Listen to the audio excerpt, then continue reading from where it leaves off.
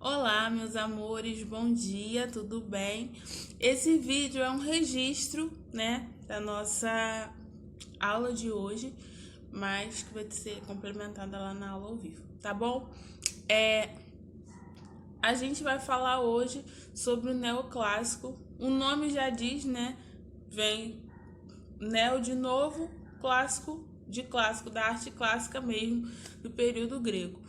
Então, a gente vai ter uma releitura, uma espécie de releitura desse momento, tá? Que foi o clássico. O neoclássico, ele vai trazer uma corrente de pensamento que é baseada no iluminismo, tá? O iluminismo que vai surgir lá no, no Renascimento, tá? Essa corrente de pensamento filosófica, então ele vai trazer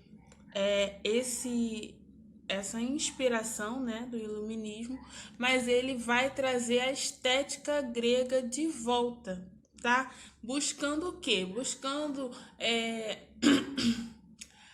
aquela o uso das colunas, né? Aquele padrão de beleza do clássico que a gente já discutiu, né? Que na verdade o belo ele tem as suas nuances e as suas crenças, mas naquele momento se acreditava que o belo era um padrão específico e aí o neoclássico ele traz essa discussão à tona novamente, a questão da discussão do belo, tá? A questão do padrão. Então a gente vai ver produções que pelo tempo, né?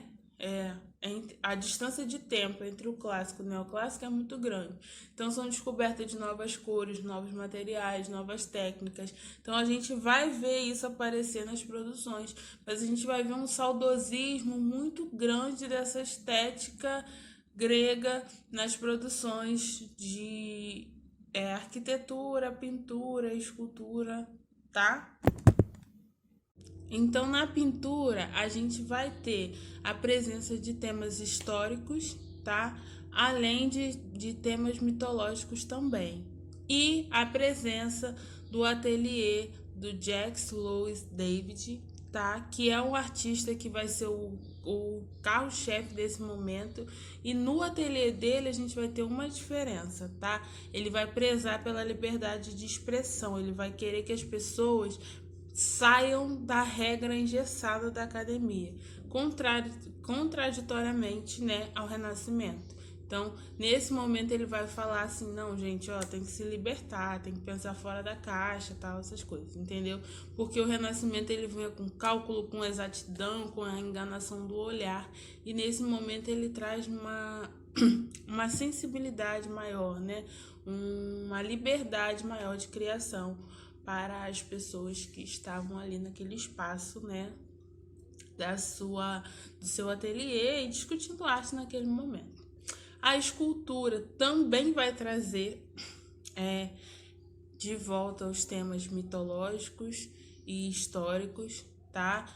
Escultura de grandes personagens políticos, né? De grandes nomes aí da mitologia grega, porque é um saudosismo, né? Na verdade, é um saudosismo. Na arquitetura, como eu já falei, ele vai recuperar, além de recuperar, é tipo enfatizar, né, elementos da linguagem clássica, as colunas, né, os capitéis, aquela estrutura clássica muito comum que a gente está acostumado assim, lembra sempre dos templos gregos e tal. E aí assim, aqui no Brasil a gente tem uma representação forte desse estilo, né? A gente tem Teatro Municipal, a Biblioteca Nacional, a maioria dos prédios no centro do Rio de Janeiro e São Paulo também, né? Tem essa característica neoclássica que busca referência no clássico, tá? Mas que, porém, desculpa, tem um quê de linguagem nova, tá? Por quê? Porque vai ter, o material vai ser diferente, o acabamento vai ser diferente, né? Você vai se inspirar lá atrás, mas na época que a distância de tempo, por exemplo, eu me inspiro no clássico, mas eu estou fazendo isso, sei lá, séculos depois. Então eu tenho outras opções e oportunidades de realizar aquilo, entendeu? Então é isso. No Brasil, a gente vai falar sobre Debré dentro desse estilo, tá? E aí, Debré é um cara dito importante, né? Dentro da história da construção da nossa sociedade, porque ele era um cara retratista, né? E foi um dos primeiros a olhar, né, para realidade de pessoas que não apareciam nas telas. Então você vai ter negros, ainda que idealizado, tá, gente? Não é uma coisa assim, nossa, ele olhou o negro e fez. Não. Ele ainda tem essa visão idealizada, né, para não causar impacto e tudo, mas de certa forma ele é alguém que olha para isso. Então é importante. Através das pinturas dele a gente vai conseguir enxergar espaços que a gente não conseguiria enxergar, né? Porque não era tema de ninguém. E aí, se a gente conseguir fazer um link, pensar que lá no início, o David, quando ele é, começou a disseminar a pintura neoclássica e essa liberdade, né, do olhar, de sair dessa parte engessada da academia, a gente vai entender o porquê Debré, né, olhou para outros lugares também, porque também existia uma autonomia, né, do pintor em relação ao tema que ele ia retratar. Não precisava ser necessariamente aqueles temas religiosos ou algo do tipo.